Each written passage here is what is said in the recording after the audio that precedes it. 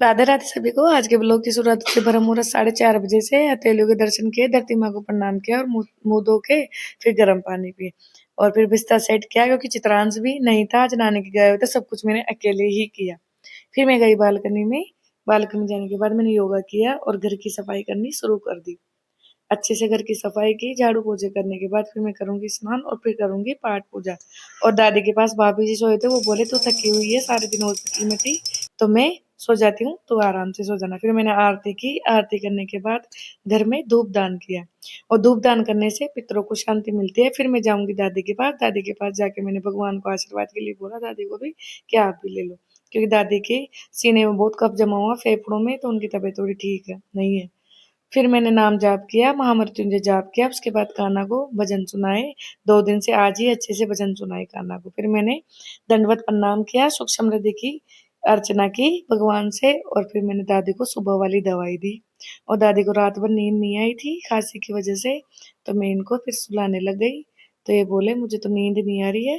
फिर मैं ये बोली चलो मैं आपके थोड़ी देर हाथ पैर दबा देती हूँ, आप सो। फिर इनको नींद आ गई और मैं गई किचन में, अन्नपूर्णा माता को प्रणाम करके सबके लिए चाय बनाई।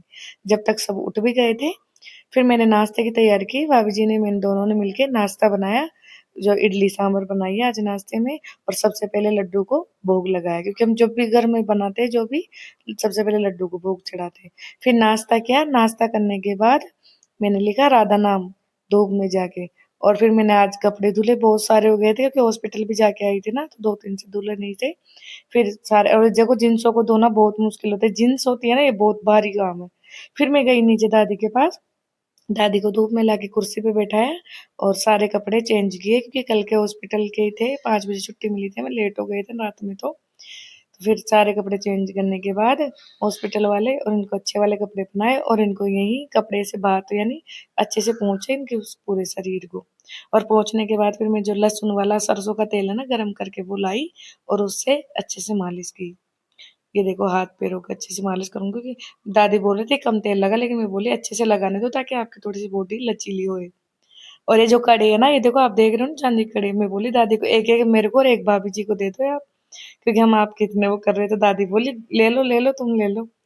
फिर मैंने झंडू बाम भी लगाई इनके सीने में, ताकि इनको थोड़ा आराम मिले ठंड से। ठंड बैठी हुई है ना इनको। फिर इनको भाभी जी चोटी बना दिए थे जब तक। और देखो पापा और अक्षु के पापा सब खड़े हैं यहाँ पे। फिर मैंने इनको ओढ़नी उड़ाई और बोले देखो आप तो सुंदर बन गए। फिर राबड़ी लेके आई मैं बाजरे की बना के, और इनको गरम गरम हल्की हल्की फूंक दे के खिलाई मैंने। और हमारे घर पे आई आटा लेने वाली, मैंने इनको आटा दिया और समझाया कि आपको किसी पे डिपेंड रहने की जरूरत नहीं है। धन्यवाद।